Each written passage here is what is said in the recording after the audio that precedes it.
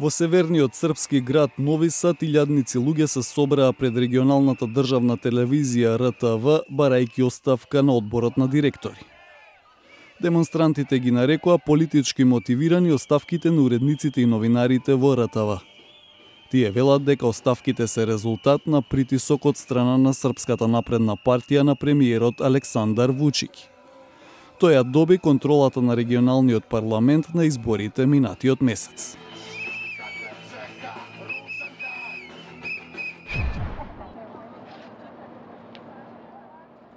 Во Сараево, семејствата на жртвите на воени злосторства, активисти и други го одбележаа денот на белите ленти во чест на илјадници убиени во и околу градот Приједор на почетокот на војната во Босна и Херцеговина.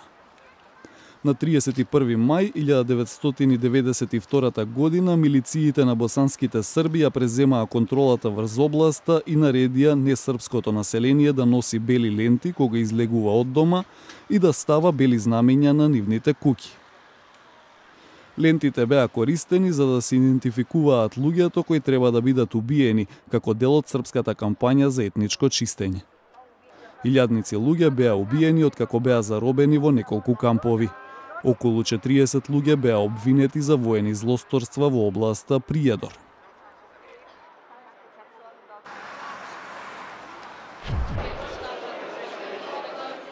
Саем за труд се одржа во Приштина со цел регрутирање на жители на Косово за работни места во Германија. Околу 40 германски компании присуствуваа на саемот, нудејќи околу 900 квалификувани работни позиции во градежништвото, текстилните и прехранбените индустрии. Некои од компаниите исто така понудија обука на новите регрути.